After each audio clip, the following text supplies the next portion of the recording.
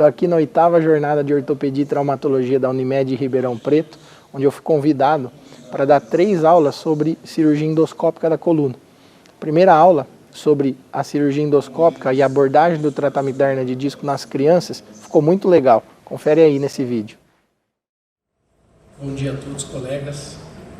Obrigado pelo convite, agradeço à comissão organizadora e científica pelo excelente nível dos debates e pelo convite aí. Me sinto honrado por estar aqui nesse palco em Ribeirão, que eu considero a minha casa, porque eu me formei aqui e depois acabei indo para Campinas, onde atuo na área de cirurgia de coluna, mas eu sou ortopedista também. E eu vim falar para vocês sobre uma casuística que é rara, que é a hernia de disco na faixa etária pediátrica, né? Conforme os estudos que a gente faz o levantamento, a gente chega numa prevalência da hernia de disco na faixa etária das crianças em torno de 1 a 2% das vezes, né? E tem estudos de revisão sistemática de décadas que apontam que na faixa etária para baixo dos 12 anos existem cerca de 8 ou 9 casos de hernia de disco em crianças que precisaram de tratamento cirúrgico. Então, além de ser uma patologia rara, né, o diagnóstico também ele é um desafio, porque a gente não pensa nesse tipo de patologia para as crianças. Então, é necessário a gente, apesar da raridade do caso, ter em mente que é uma etiologia possível, né?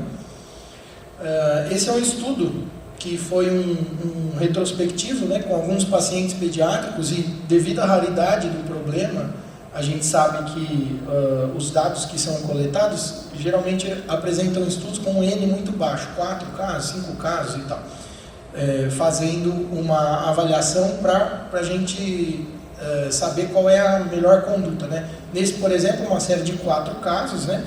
A idade média dos pacientes de 14 anos que tinham sintomas neurológicos, né? E que tiveram um diagnóstico confirmado por exame de imagem, né? Uma protusão, uma hernia discal, por exemplo. Sendo que nesses casos o sintoma principal prevalente era lombocetalgia. E aí as opções de tratamento variam de acordo com cada caso, né? De conservador até o tratamento cirúrgico, sendo possível a abordagem endoscópica, por exemplo, que é o tema da minha apresentação aqui. Então, quando a gente vai tentar o tratamento conservador, a gente observa na literatura que ele tende na criança a não ser tão eficaz quanto é no adulto, né? A gente sabe que na hernia de disco, a história natural da doença, que pelo menos 80 a 90% dos casos é uma doença benigna, de evolução positiva, que acaba não precisando de tratamento cirúrgico. Na criança é o contrário. Então a gente tenta o tratamento conservador, convencional, mas em alguns casos a intervenção cirúrgica ela é necessária. As indicações são as mesmas, né? Que é a falha do tratamento conservador, a progressão dos sintomas, ou na eminência aí, na vigência de um déficit neurológico. A cirurgia padrão ouro é a dissectomia, descompressão lombar, mas temos a cirurgia endoscópica aí como opção de tratamento. E ter em mente que a importância da nossa avaliação e seguimento de longo prazo dessa criança, por conta da faixa etária, né, para evitar o desenvolvimento de complicações decorrentes da patologia. Aqui eu vou apresentar um caso clínico para vocês de um jovem de 17 anos com queixa de lombocetalgia à esquerda havia 8 meses. Esse paciente me foi referenciado por um colega que tinha indicado uma artrodese nesse nível.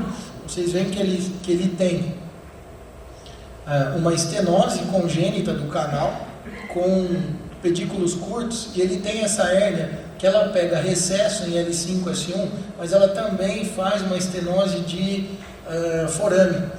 Então, o paciente tinha uma queixa de claudicação neurogênica, que trazia uma incapacidade para a prática de esporte, atividade física, devido à dor, né? E aí o colega me referenciou Pode passar esse vídeo, por favor. O colega me referenciou justamente para eu tentar uma abordagem endoscópica, né? Aqui a gente vai ver, ó, a estenose do canal com a protusão de base larga e que comprime o forame do lado esquerdo. Aqui no corte sagital a gente consegue ter uma ideia boa do forame também. Então, foi optado, apesar da técnica transforaminal para L5-S1 ser uma técnica mais desafiadora por conta de algumas particularidades do acesso, como a altura da crista, enfim. Foi tentada a cirurgia endoscópica transforaminal, porque o nosso alvo era a descompressão do forame e o início do recesso, porque a claudicação do paciente era exclusivamente da raiz de L5, e a raiz de L5 a gente sabe que nesse nível ela está no forame, ela não está mais central do canal. Então foi optada a técnica cirúrgica de descompressão do forame, né? No pós-operatório imediato, o paciente deambulava já sem dor, sem claudicação, lembrando que eu não utilizo nenhum tipo de infiltração, bloqueio perirradicular, justamente porque eu quero observar essa resposta imediata do paciente no controle da dor, se a descompressão foi efetiva. Então ele já tinha um LASEG negativo, força preservada, nenhum déficit, referindo dor EVA 0 e teve alta no mesmo dia, no pós-operatório, 4 horas após. Após 2 semanas, o paciente estava bem, ainda com LASEG negativo, referindo uma discreta dor face lateral da perna, tornozelo ali, mas muito melhor em relação ao pré-operatório. Aí foi retirado os pontos e o paciente foi encaminhado para tratamento com a fisioterapia e reabilitação. E esse aqui, o paciente sumiu, voltou depois de 4 meses, referindo que as queixas tinham retornado, ele tinha uma melhora somente de 20% aí mais ou menos do quadro geral. Então ele tinha uma recidiva dos sintomas, né? Aparentemente eu considerei como se fosse um caso de recidiva da hérnia, porque se a gente for ver aqui no corte axial, a gente vê a área de descompressão que a gente conseguiu acessar na descompressão do forame. Esse sinalzinho aqui é um sinal que a gente chama de RIS, que é um sinal que pode traduzir uma hérnia aguda, vamos dizer assim. Então eu considerei como se fosse uma recidiva, né? E como recidiva a gente trata como uma nova hérnia. Eu vou reabordar, não, história natural da doença. Então tentamos o tratamento conservador novamente, já que o paciente não tinha tantas queixas como anteriormente. E aí a gente fica pensando, quando alguma coisa dá errado, o que será que aconteceu, né? Será que a gente fez de mais ou será que a gente fez de menos, né? Esse é o mesmo vídeo, se vocês puderem passar. Eu fiquei refletindo sobre o caso e o paciente apresentou falha do tratamento conservador na nova tentativa, né?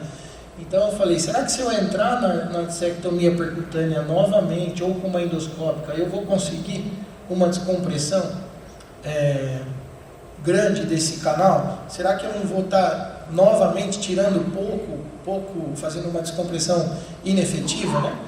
Então foi optado pela técnica que é o padrão ouro, que é a microdissectomia L5-S1, né, com utilização de microscópio, com a laminectomia.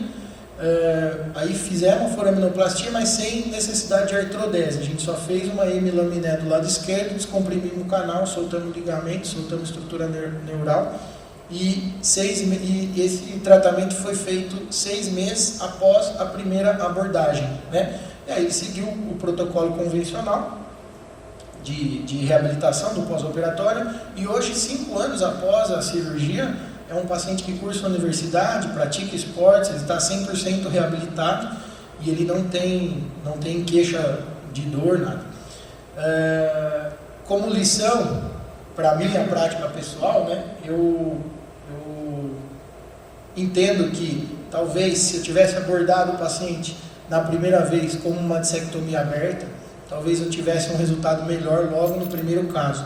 Então, quando a gente vai pensar na dissectomia percutânea ou na cirurgia endoscópica da coluna, a gente tem que eleger idealmente o alvo que a gente quer atingir para poder tratar a patologia do paciente daquela maneira.